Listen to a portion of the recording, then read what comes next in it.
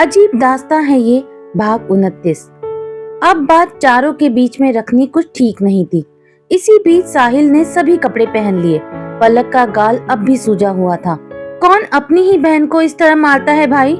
देखो मेरा गाल कैसे टमाटर की तरह लाल हो गया है। सच ही कहा था उस मोना ने कि भाई बिल्कुल बदल गए हैं। आप अब काफी निष्ठुर और निर्दय दिल के हो गए हैं।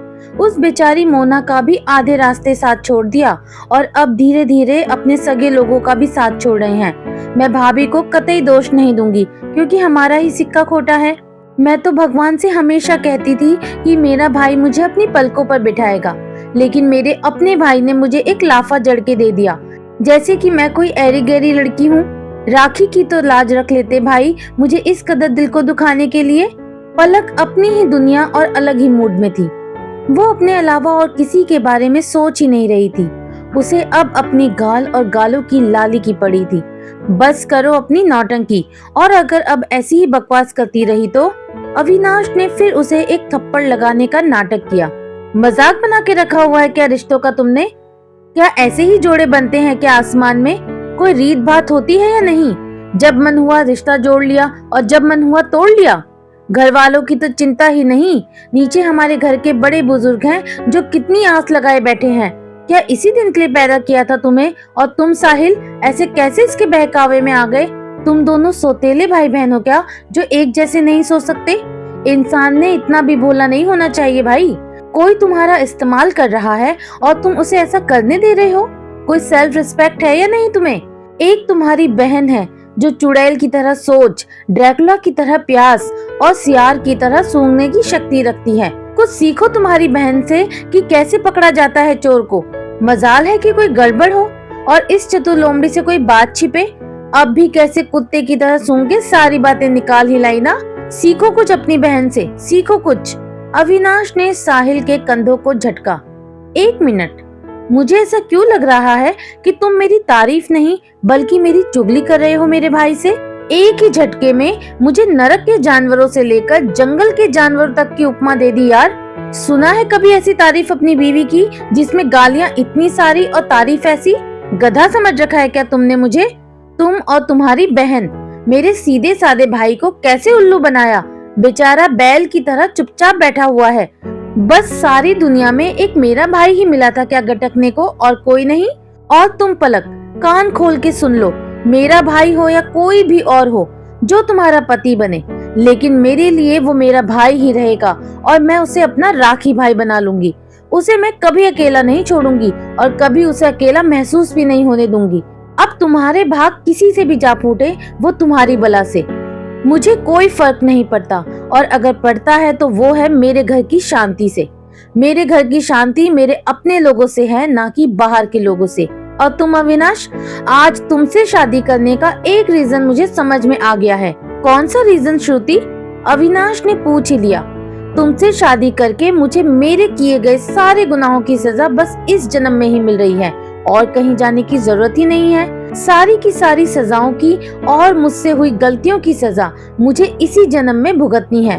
मैं तो फंस गई इस शादी के जंजाल में, लेकिन मेरे भाई को नहीं फंसने दूंगी।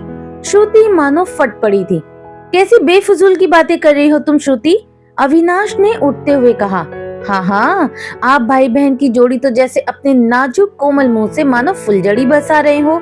चेहरे देखो कैसे मासूम बनाए हुए हैं। और तुम ये चश्मा जरा नीचे उतारो, मुझे आज तुम में नीचे से ऊपर तक दुश्मन नजर आ रहा है। पति अचानक शैतान कैसे हो गया तुम्हारी नजरों में? एक तो तुम्हारे चक्कर में मुझे मेरी बहन पर हाथ उठाना पड़ा और वो रो रो कर मुझे ताने दे रही है। ऐसा नहीं कि पति की जरा तारीफ ही कर लूं। अविनाश ने गुस्से से कहा। हो गया स्यापा। इधर श्रुति और अविनाश ही लड़ पड़े एक दूसरे से। पलक ने नाश्ते की प्लेट साहिल की ओर करते हुए उसे जूस का ग्लास भी ऑफर किया। इन दोनों का हमेशा का है, एक 15 मिनट तो चलेगा ही ये राड़ा, फिर ये हम पर आएंगे। कुछ खा लो और पी लो, फिर हमें भी तो लड़ना है एक दूसरे के साथ। गुस्सा होना मुझ पर कि मैं फिर पलट गई, लेकिन क्या करूं यार, मुझे ना ऐसे लपेटे में लेना बड़ा आसान है। इसी वजह से मुझे मुझसे दुगने उम्र के बॉस से प्यार हुआ, फिर दुख भी हुआ, फिर लगा कि क्यों अच्छे खासे लड़के की जिंदगी बर्बाद करूं, और फिर मुझे मोना मिल गई। अब बताओ कि मोना ने मेरे कान भरे तो इसमें मेरी क्या गलती है? पलक ने हरे भरे कबाब खाते हुए कहा। तो क्या सच में तुम्हें मुझसे प्यार नहीं है पलक? मैं तो कितनी उम्मीदों से तुमसे रिश्ता जोड़ने जा रहा था। मुझे लगा कि तुम मेरे साथ सुखी रहोगी। मैं तुम्हें कभी तकलीफ में नहीं रखता। तुम्हारे ऐसे रिलेशन होते हुए भी मुझे तुम दिल से भा गई थी। तुम्हें ऐसा क्यों लगा कि मैं तुम्हें कभी खुश नहीं रख पाऊंगा? माना कि छोटे शहर से बिलोंग करते हैं, लेकिन हम जैसे लौंडे भी कुछ कम नहीं है। 6 पैक तो हम भी जिम में जाकर बना लेते ही है ना। रही बात हमारे लुक्स और स्टेमिना की, तो मुझे देखकर क्या लगता है तुम्हें कि क्या मैं तुम्हें सेक्सुअली खुश नहीं रख पाऊंगा? हर तरह से मैं तुम्हारी बराबरी का हूँ, और अगर ये लगता है कि मुझे भी तुम्हारी तरह होना चाहिए तो बताओ मुझे। कानपुर में जाकर एक नहीं तो 10 अफेयर करता हूँ, लेकिन शादी मैं तुम ही से करूंगा। मेरी वर्जिनिटी तो मैं तुमसे ही भ्रष्ट करवा के रहूंगा, और वो भी सबकी सम्मति के साथ, बकायदा 7 फेरे लेकर। फिर मैं तुम्हें अपना बनाऊंगा पलक, देख लेना तुम भी। साहिल ने एक सांस में ये सारी बातें पलक से कह डाली। अरे भाई, ये तो बड़ा टाइट निकला बे। मैं तो इसे मॉम का गुड्डा समझ रही थी, लेकिन ये तो माचो मैन है मेरा। मुझे ऐसे ही तो लाइफ पार्टनर चाहिए था, और क्या चाहिए जिंदगी में। पलक मन ही मन खुश हुए जा रही थी। ये सारी बातें तुमने मुझे पहले क्यों नहीं बताई साहिल? पलक ने हंसते हुए कहा। क्या फर्क पड़ता है तुम्हें? तुम जाओ अपने मोटे बॉस की तरह ही रहो। नहीं नहीं, मुझे तुम ही चाहिए। मान जाओ ना तुम यार, पलक ने प्यार से कहा। नहीं, नाराज हूँ तुमसे पलक, साहिल ने मुंह फेर लिया। अच्छा सुनो, आखिरी बार पूछती हूँ कि तुम हमारे होने वाले बच्चों को क्या ये हक देते हो कि वो तुम्हारी चिता को अग्नि दे सके, अपना सर तुम्हारी तेरहवीं पर मुंडवा सके? क्या इसके लिए तुम तैयार हो? पलक ने कान पकड़ते हुए कहा। बड़ी मासूम और प्यारी लग रही थी वो। साहिल ऐसे ही पिघल गया। मैं तो 100 मौत मरूंगा तुम्हारे लिए पलक। चलो अब जल्दी से मंगनी करते हैं, लेकिन इससे पहले इन दोनों का झगड़ा तो खत्म करें। श्रुति और अविनाश बस एक दूसरे के बाल नोचने को बचे थे। दोनों साहिल और पलक अपने अपने भाई बहन को संभालने में लगे थे कि इसी बीच अक्षय और रिया आ गए। राम राम राम। हाय, शर्म नहीं आती आपको? इस तरह कुत्ते बिल्लियों की तरह झगड़ रहे हो? रिया ने आते ही कहा। हाँ हाँ श्रुति, ये शोभा नहीं देता तुम्हें। अक्षय ने अविनाश की बाजू ली। इस इंसान ने मुझे न जाने कितनी ही गालियों से पुकारा है रिया। तू नहीं जानती कि इन्होंने क्या क्या कांड किए हैं, और इस कांड में मोना भी शामिल है। मोना? जीजा जी, शर्म नहीं आती आपको फिर मोना को इसमें घुसेड़ने की? अभी अभी हनीमून से आए हैं, तभी भी मन नहीं भरा जो ऐसे माहौल में उस चुड़ैल का नाम लिया। अब तक मैं श्रुति से ही इस मामले में कहती थी कि तू ही सब्र कर, लेकिन अब ये हद हो गई। क्या कमी है हमारी लड़की में, आखिर जो आप घूम फिर कर मोना पे आ जाते हो? रिया ने चिल्लाते हुए कहा। चुप करो तुम रिया, ये तुम्हारी दोस्त राय का पहाड़ बना रही है।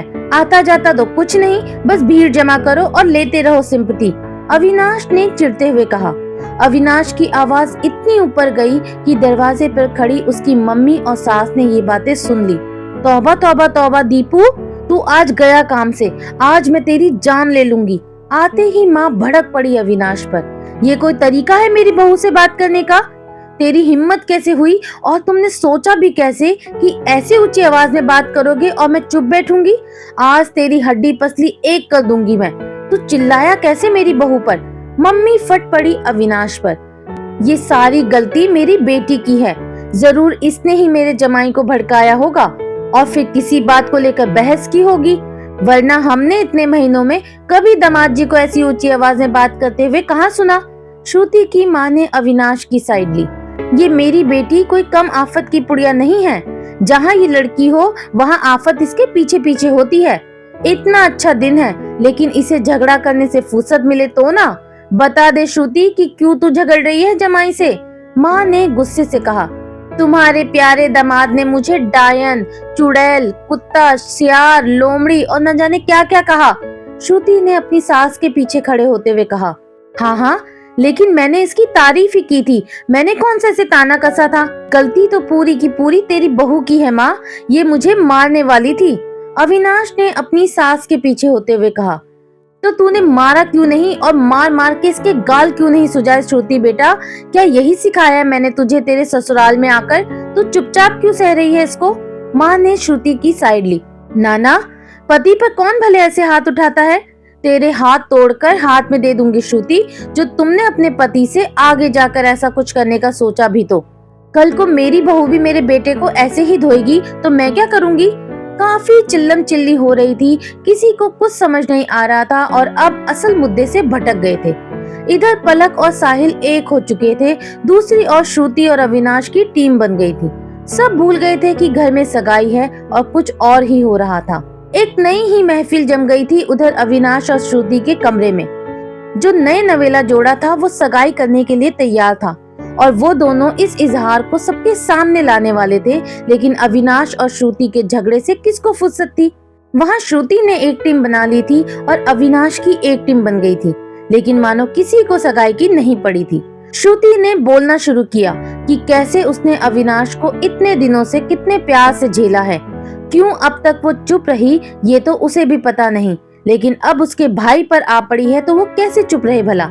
देखो श्रुति, एक तो तुम्हारी प्रॉब्लम ये है कि तुम्हारे खाने में हमेशा नमक स्वाद अनुसार नहीं होता है, लेकिन अकड़ औकात अनुसार जरूर है तुम्हारी। एक तो बहस में लगी हुई हो मुझसे और देख भी नहीं रही हो कि जगह क्या है और घर में अब हो क्या रहा है। बस तुम्हें अपने ही गड़े मुर्दे उखाड़ने हैं, जब देखो तब मैं करती रहती हो बकरी की तरह। अविनाश ने भी पलटवार किया। देखा मम्मी जी, अब जानवरों की लिस्ट में एक और नाम जोड़ दिया इन्होंने।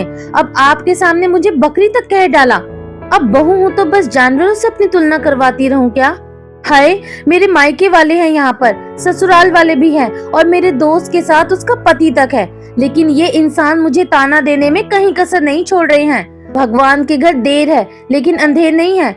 अब उनका टाइम भी आएगा कभी न कभी, तब देख लूंगी आपको मैं अविनाश। चलो उठो अब, ये नहीं कि घर के बड़ों को घर के बच्चों की हकीकत बताया जाए, उन्हें भी तो झटका लगने दे और इस मुश्किल से बाहर निकलने की शक्ति दे।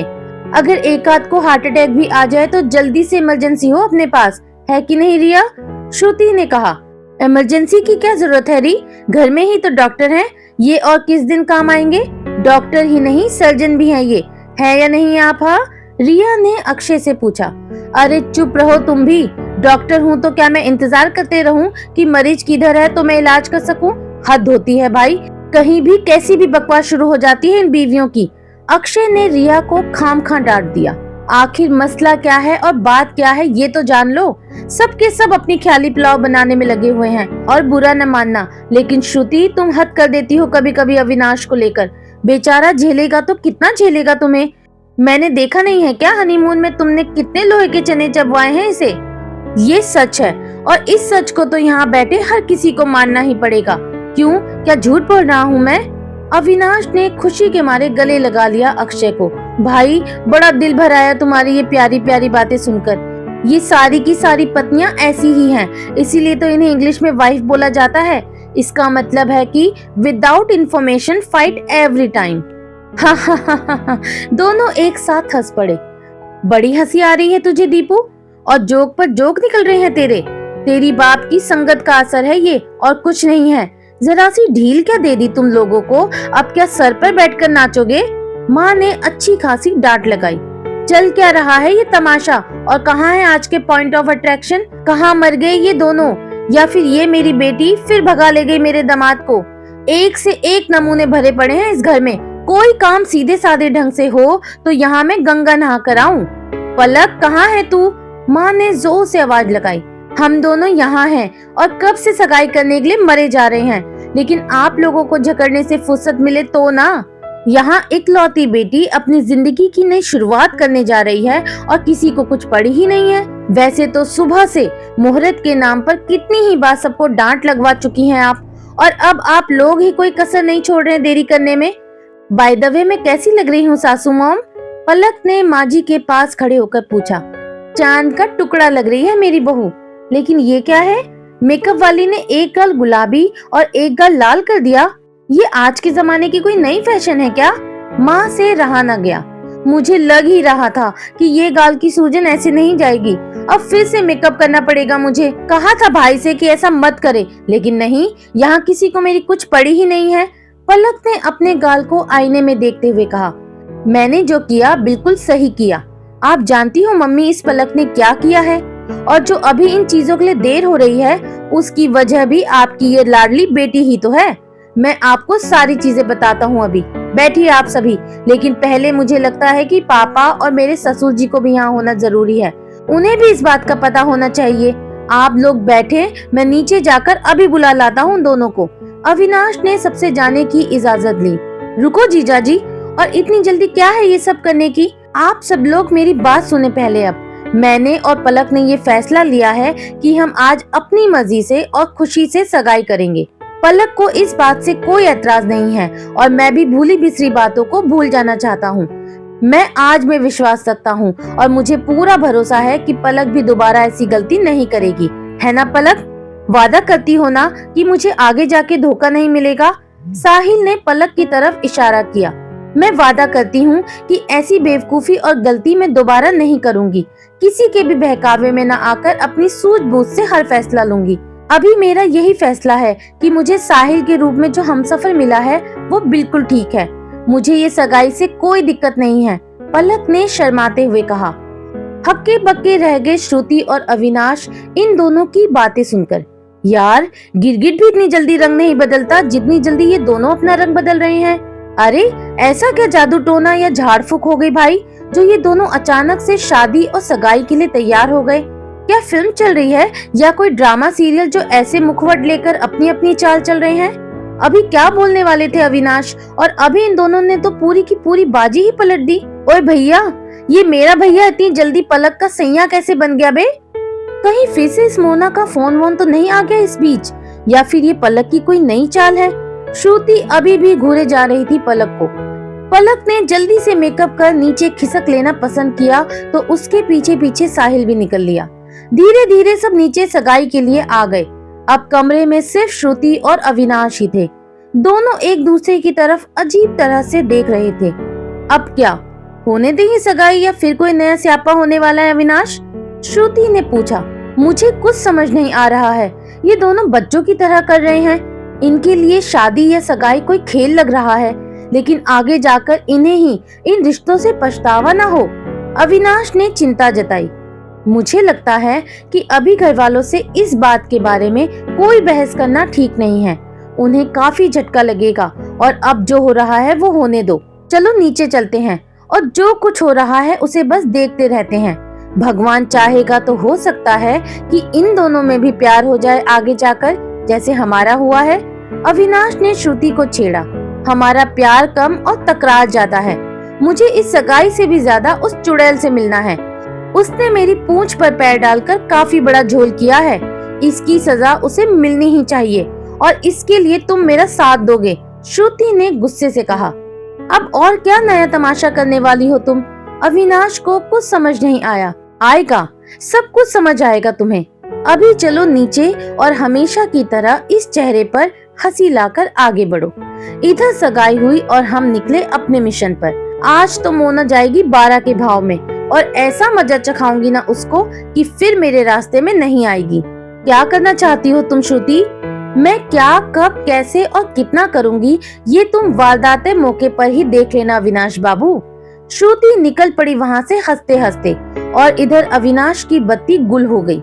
ये लड़की कहीं भी कुछ भी कर सकती है और अब तो मोना को इसके हाथों से भगवान ही बचा सकते हैं। क्यों ये मोना ऐसा काम करती है और क्यों बार बार गलती कर खुद के पैरों पर कुल्हाड़ी डाल देती है, क्या जाने।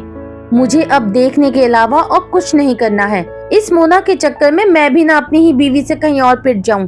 सलामती यही है कि बीवी के पीछे पीछे चलो और उसकी हाँ में हाँ मिलाया जाए। अविनाश भी नीचे हॉल में आ गया। पंडित जी सारी रस्में रीति रिवाज के साथ सगाई करवा रहे थे। सब काफी खुश लग रहे थे और मजे से सगाई का आनंद ले रहे थे। पलक और साहिल भी काफी खुश थे। साहिल को टीका अविनाश के पापा ने लगाया और रस्मों की शुरुआत की। बड़ी धूमधाम से सगाई संपन्न हुई और फिर सबने नाचना शुरू किया। सबने अपनी मर्जी से और बड़ी शिद्दत से नाच किया।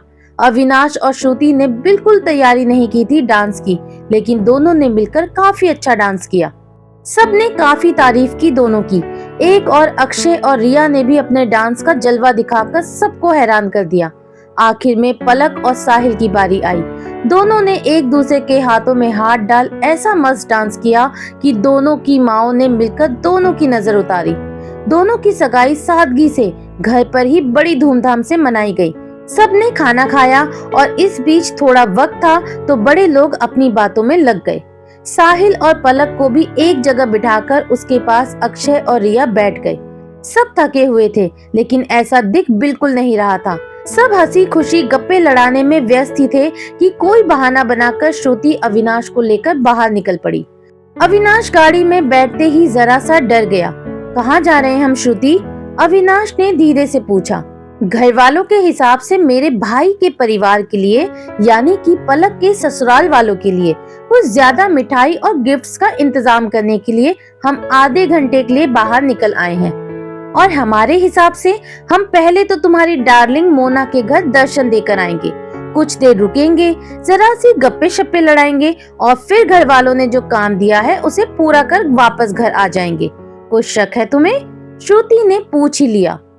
मरता क्या न करता। चुपचाप गाड़ी निकल पड़ी मोना के घर की ओर। जैसे जैसे मोना के घर का रास्ता नजदीक आ रहा था, वैसे वैसे अविनाश के दिल की धड़कनें तेज रफ्तार से बढ़ती जा रही थी।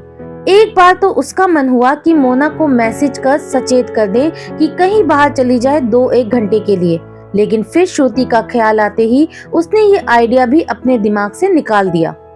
कौन खुद होकर मगरमच्छ के मुंह में हाथ डाले भाई?